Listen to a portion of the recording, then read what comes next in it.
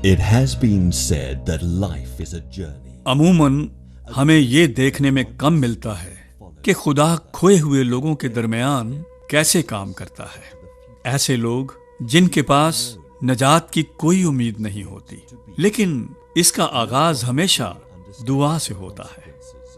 ये कहानी ऐसे बेउम्मीद लोगों की कहानी है जिनको मुआशरे में सबसे कमतर तबके में शामिल किया जाता है, और किस तरह एक शख्स ने उनके लिए खुदा से दुआ की और उसकी दुआओं के वसीले इन बेउम्मीद लोगों को नजात की खुशखबरी मिली। बाद में इन्हीं लोगों ने अपने शहर के लिए दुआ की ताकि दूसरे लोग भी यीशु मसीह को कबूल करें। खुदा आज भी अपने आप को लोगों पर जाहिर कर रहा है। खुदा ने मुआशरे के रद्द किए हुए और हकीर लोगों की याहो पुकार को सुना। मुआशरा इन लोगों से नफरत करता था। ये मुल्क मिस्र के शहर काहिरा के कचरा जमा करने वाले लोग थे।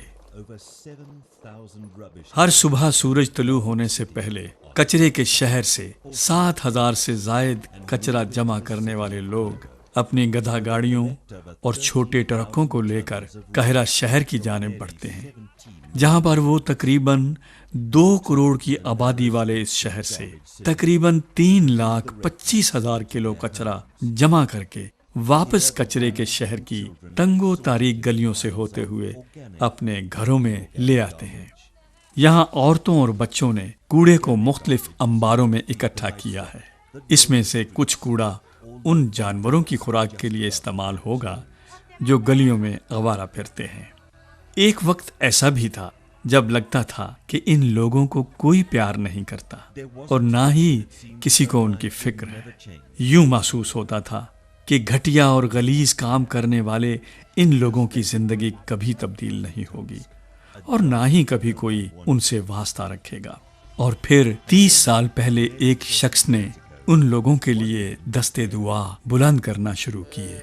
जब मैं पहली बार कचरे के शहर में दाखिल हुआ तो मैंने देखा कि तमाम घर 3 डब्बों और गत्तों से बने हुए हैं। लोग कचरे के फर्श पर बैठते हैं। वहाँ पर सड़कें, बिजली और पानी का कोई इंतज़ाम न था। इंसानी ज़िंदगी के लिए ये जगह बिल्कुल नामुनासिब थी। मुर्दा जानवरों की बदबू तो बहुत ही हैबतनाक थी, लेकिन मुझ पर किसी बदबू का असर न हुआ। जिस बात का मुझ पर शख्सी तौर से असर हुआ वो ये थी कि इन लोगों को यीशु मसीह की नजात की ज़रूरत है। इस बात के अलावा कोई चीज़ भी मसला न थी।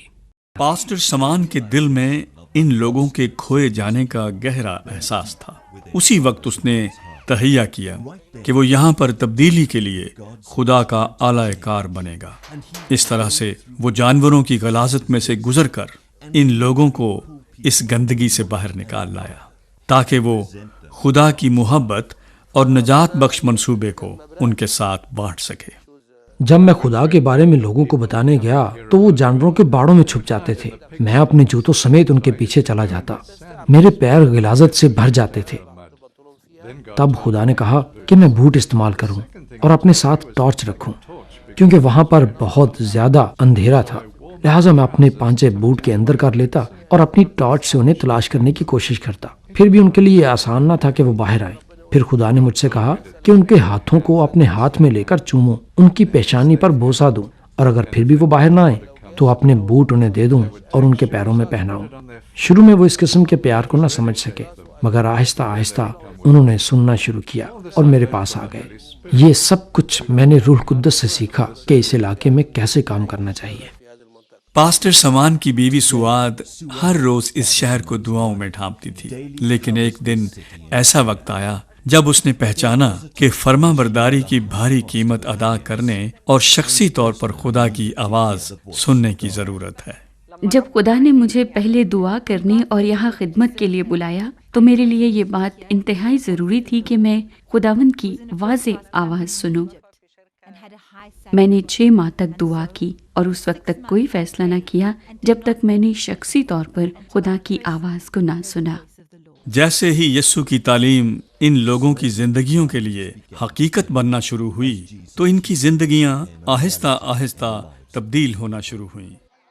हम तो जहन्नम में गुम हो चुके थे, لیکن خدا کا شکر ہو کہ اب ہم خدا کو جانتے ہیں، ہم اس کی عبادت کرتے ہیں اور یسوع ہمارے درمیان رہتا ہے۔ ہم دوسرے لوگوں کے گھروں میں جا کر یسوع کے بارے بتاتے ہیں۔ ہم انہیں بتاتے ہیں کہ کس طرح خدا نے ہمارے گناہوں کو معاف کر کے ہماری زندگیوں کو بدل دیا۔ خدا کا شکر ہو۔ جب یہ لوگ لاکھوں من کے حساب سے کچرا جمع کرتے تو اکثر انہیں ایسی چیزیں بھی مل جایا کرتی تھیں جو بہت ہی قیمتی ہوتی، اور ہر نئی دریافت ان کے لیے ایک موقع بنتی کہ وہ خدا کے کلام کو عملی جامہ پہنائیں۔ وہاں ایک امیر عورت تھی جس کے پاس بہت سے زیورات تھے۔ اس نے ان چیزوں کو ایک تھیلے میں رکھا اور غلطی سے کوڑے میں پھینک دیا۔ جب ہم مالک کے پاس گئے تو وہ حیران رہ گئے اور کہنے لگے، یہ دیانتداری تم میں کہاں سے آئی؟ ہم نے جواب دیا، ہمارے خداوند یسوع مسیح نے ہمیں یہ دیانتداری سکھائی ہے۔ کئی سال پہلے جب میں ایک عورت کے گھر سے کچرا اٹھایا کرتا تھا، وہاں سے میں نے ایک قیمتی برتن چرا لیا۔ میں پاسٹر سمان کے پاس اپنے گناہوں کے اقرار کے لیے گیا۔ انہوں نے کہا، جاؤ اس برتن کو اس عورت کے پاس لے جاؤ اور اسے بتاؤ کہ جب تم نے چوری کی تھی تم یسوع کو نہیں ملے تھے، لیکن اب تم یسوع کو جانتے ہو۔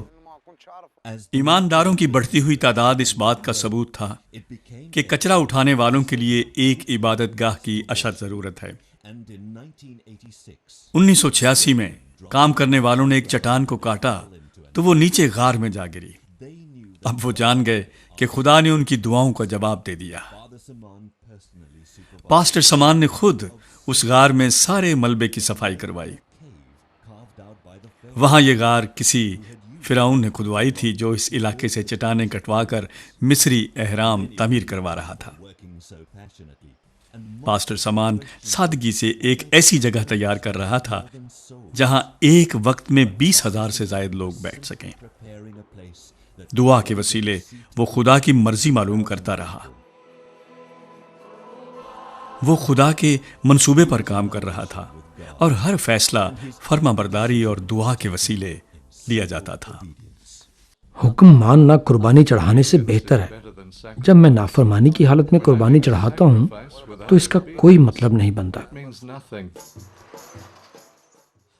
گزشتہ 30 سالوں کے دوران کچرے کے شہر میں بہت سے معجزات رونما ہوئے ہیں۔ ٹین ڈبوں کی جگہ اینٹوں کی عمارتوں نے لے لی ہے، گلیاں پکی ہو چکی ہیں، لیکن بچے ابھی تک کچرے پر ہی کھیلتے ہیں۔ لیکن اب ان کے پاس ایک مستقبل ہے، کیونکہ تبدیلی کا عمل شروع ہو چکا ہے۔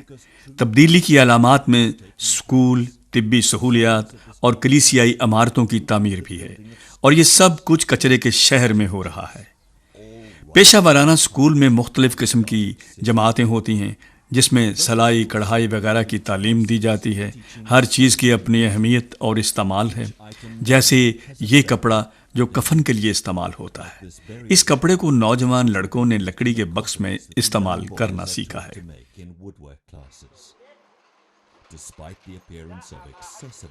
کچرے کے اس بڑے ڈھیر کے علاوہ اس حصے میں تخلیقی کام بھی ہو رہے ہیں۔ پلاسٹک، کاغذ اور دھاتوں کو جمع کر کے انہیں بڑے بڑے تھیلوں میں بھرا جاتا ہے اور پھر اس کو دوبارہ قابل استعمال بنانے کے لیے فیکٹریوں میں بھیج دیا جاتا ہے، جہاں پر ان کو پگھلا کر ان سے نئی چیزیں بنائی جاتی ہیں۔ جلے ہوئے پلاسٹک کی ناگوار بدبو کے باوجود لوگ یہاں پر کام کرنے کے لیے تیار رہتے ہیں تاکہ اس کچرے سے دوبارہ قابل استعمال چیزیں بنائی جائیں۔ آج کچرے کے شہر کی گلیوں میں پھرتے ہوئے لوگ پاسٹر سمان اور ان کے ساتھیوں کے پاس جمع ہو جاتے ہیں، جو ان لوگوں کے درمیان مہربانی، محبت اور ترس کا واضح ثبوت ہے۔ پاسٹر سمان گلیوں میں چلتے ہوئے دعا کرتا ہے۔ وہ اکثر انتھک دعائیں اور شفاعت کرتا ہے۔ یہ کام عظیم ایمان کا تقاضا کرتا ہے، اور خدا اکثر اپنے آپ کو معجزات، نشانات اور عجائب کے وسیلے ظاہر کرتا ہے۔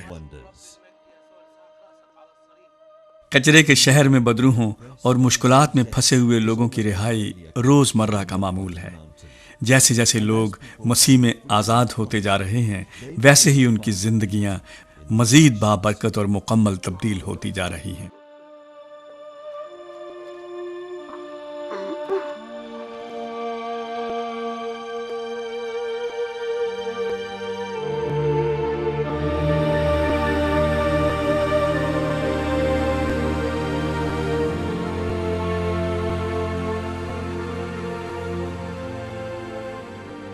اگرچہ اس مقام پر پاسٹر سمان کی موجودگی بے حد ضروری ہے، لیکن اس کے باوجود وہ زیادہ تر اپنا وقت دعا میں گزارتا ہے۔ کچرا جمع کرنے والوں کا یہ کام ہے کہ وہ قاہرہ شہر سے کچرا اکٹھا کریں، لہٰذا جب ان میں سے کوئی ایک مسیح کو جان لیتا ہے تو وہ دنیا کے لیے نور بن جاتا ہے۔ وہ شہر کے مختلف حصوں میں جاتے اور لوگوں کے ساتھ مسیح کے بارے میں گفتگو کرتے ہیں۔ ہمیشہ رویا رکھنے والا پاسٹر سمان قاہرہ سے باہر ریگستانوں میں اکثر گوشہ نشینی اختیار کرتا ہے، جہاں وہ ایسی عبادت گاہ کی رویا کا اظہار کرتا ہے جہاں 5000 لوگ بیٹھ سکیں گے۔ اگرچہ سماج میں ایسے لوگوں کو حقارت کی نگاہ سے دیکھا جاتا ہے، لیکن پاسٹر سمان کا ایمان ہے کہ کچرے کے شہر کے لوگ ہی خدا کی طرف سے استعمال ہوں کہ قاہرہ کا دل خدا کی جانب لگا سکیں۔ ہم تمام لوگوں تک نہیں پہنچ سکتے کیونکہ ہماری تعداد محدود ہے۔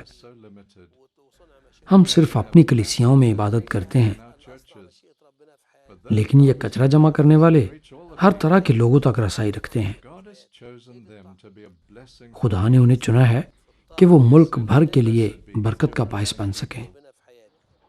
جمعرات کی شام جیسے ہی کچرے کے شہر میں سورج غروب ہوتا ہے تو کچرا جمع کرنے والے اپنا کچرا گلیوں میں چھوڑ کر غار کے چرچ میں زمین پر جمع ہونا شروع ہو جاتے ہیں۔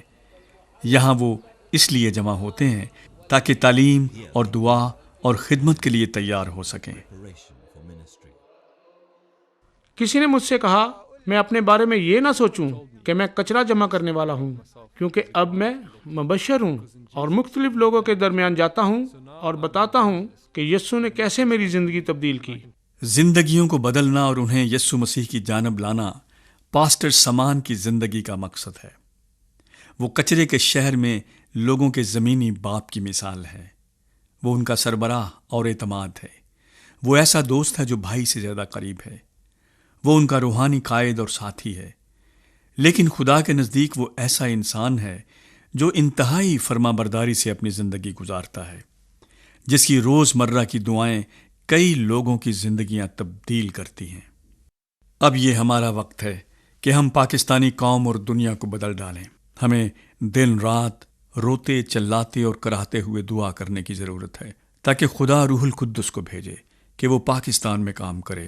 لوگ نہ صرف یسوع مسیح کے بارے میں سنیں بلکہ خدا اپنے معجزات کو ظاہر کرے تاکہ بہت سارے لوگ ایمان لائیں اور یسوع مسیح کو اپنا نجات دہندہ قبول کریں۔ کیا آپ ایمان رکھتے ہیں کہ خدا پاکستان میں یہ کام کر سکتا ہے؟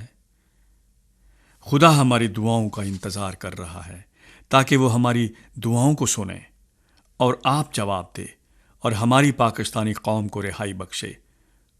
خدا کا وعدہ ہے سب کچھ ممکن ہے۔ آئیے دعا کریں اور دوسرے لوگوں کی حوصلہ افزائی کریں کہ وہ ایسے دعا کریں جیسے ہم نے پہلے کبھی نہیں کی۔ ہماری دعاؤں کے وسیلے خدا ہماری قوم پاکستان کو برکت دینے والا ہے۔